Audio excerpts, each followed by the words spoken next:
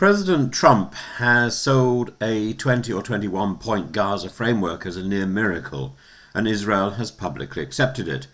Hamas has not. And the text promises a ceasefire, a staged Israeli withdrawal, and an international stabilization force, a technocratic Gaza administration, and a Trump-chaired board of peace with Tony Blair.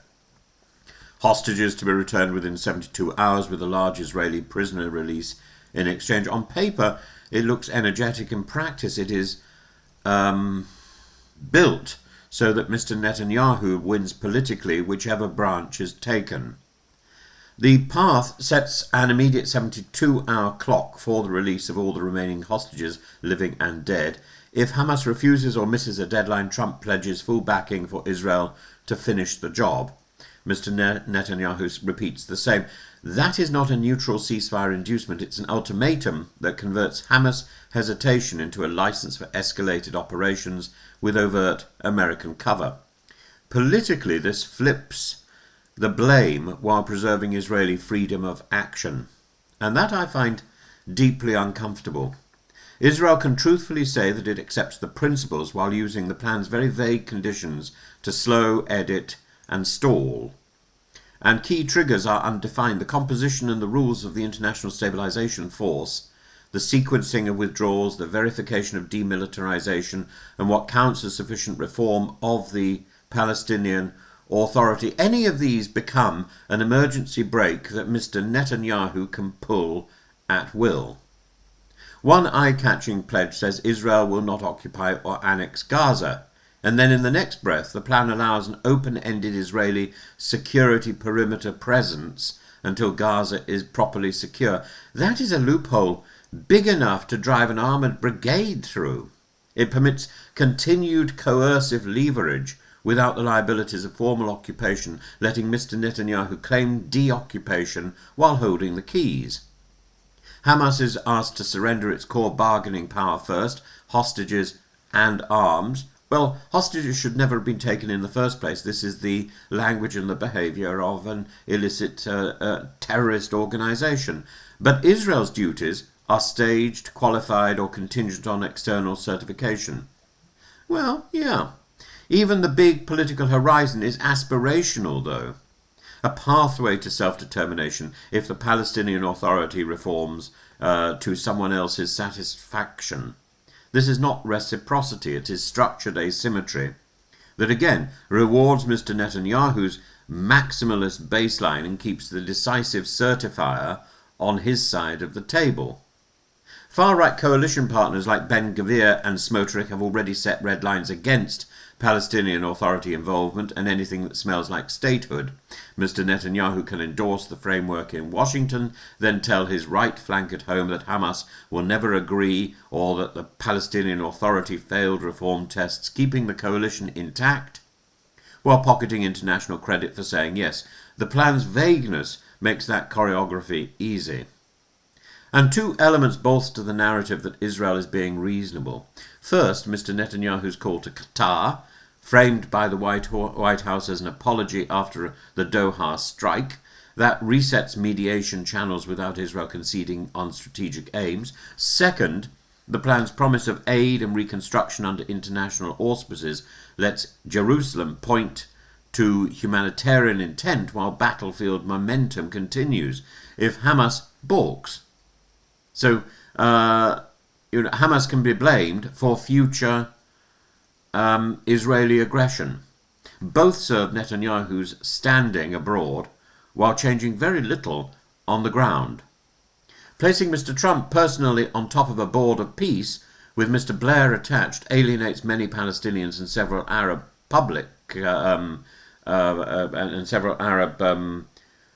populations. Before day one, it reads as a trusteeship by patrons seen as partial, and it marginalises the Palestinian agency. If Hamas says no, Netanyahu gains vindication. If it says yes, the board's design still tilts process control away from Palestinians, redirecting and reducing the political costs for Israel. The framework is Gaza only. It finesses settlement expansion and daily flashpoints in the West Bank that make any contiguous Palestinian polity less viable. Keeping that file off the table lets Mr. Netanyahu bank a Gaza-specific process while his government sustains facts on the ground in the West Bank and indulges the settlers. That is a significant strategic win delivered by omission. Mr. Netanyahu, of course, remains under an ICC arrest warrant, a profound political and diplomatic liability. A US-led peace process that he has accepted supplies reputational armour. The posture of a responsible partner who is constrained by Hamas refusal or Palestinian Authority failures, it doesn't remove legal risk, but it changes the diplomatic weather in ways that benefit Netanyahu. Publicly quantifying a large prisoner release, roughly 2,000, in exchange for all hostages and remains within 24 hours, sounds dramatic, but it is framed as the price of ending the war immediately. If Hamas refuses, Israel can say it offered an enormous humanitarian trade and was rebuffed. If Hamas agrees, Israel achieves its top domestic priority quickly and reclaims operational freedom once the leverage is gone. Either way, Mr. Netanyahu wins the narrative. I find that very disturbing. Of course, I'm entirely in favour of the return of the hostages. I absolutely deplore the hostage-taking in October. But to reward Netanyahu on this level and to this degree seems extraordinary. The plan foregrounds aid surges, reconstruction, and a special economic zone. Those are good things, yet they are explicitly coupled to demilitarization milestones and the exclusion of Hamas from government, while the United States signals that military pressure resumes if milestones fail. In other words, assistance is framed as conditional compliance, not a rights-based obligation. That conditionality, again, aligns with Mr. Netanyahu's preferred leverage. Again, one has to be terribly careful about how one interprets this, because I certainly don't think any situation in which Hamas is rewarded for what it's done is right. But any situation that further punishes Gaza for what Hamas has done and what Netanyahu has achieved in its siege of Gaza is equally very worrying.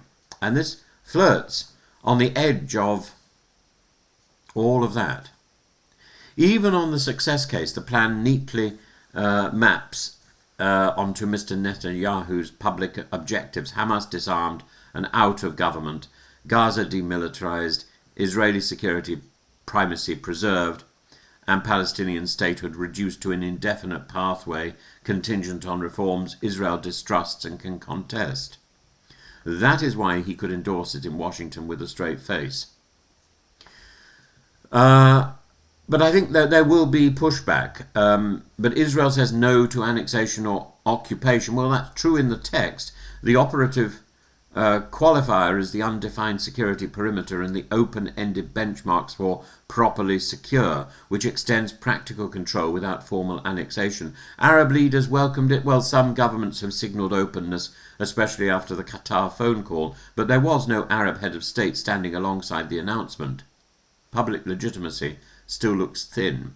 Isn't Trump pressuring Netanyahu now? The Qatar call shows leverage exists, but the plan's enforcement sticks. The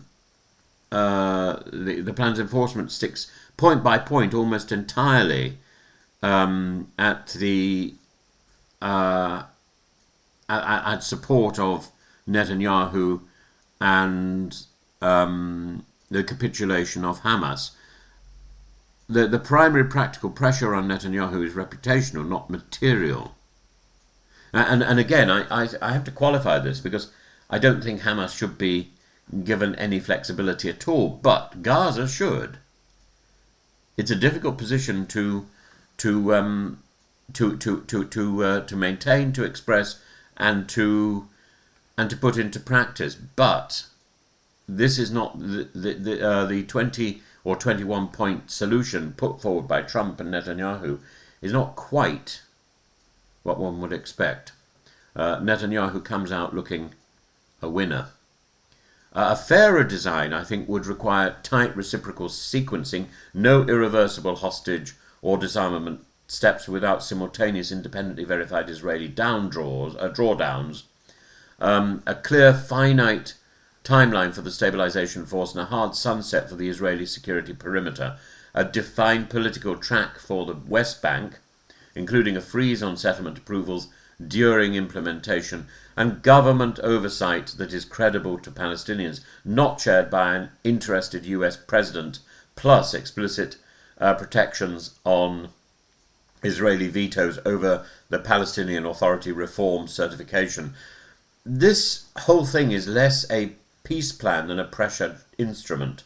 It externalizes the costs to Hamas. It internationalizes Gaza's administration while letting Mr. Netanyahu bank political credit for accepting peace. And it keeps operational leverage through ambiguity, security carve-outs, and coalition dynamics. It's designed so that Netanyahu doesn't lose, which is why, for all the noise, he was prepared to say yes. And that's why I raise an eyebrow, quite worryingly, about A, the prospect of this succeeding, and B, if it succeeds, the actual image and the actual impact that it has.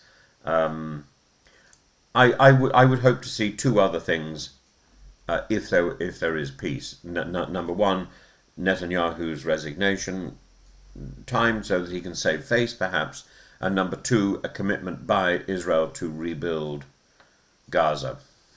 But they aren't anywhere in this peace plan.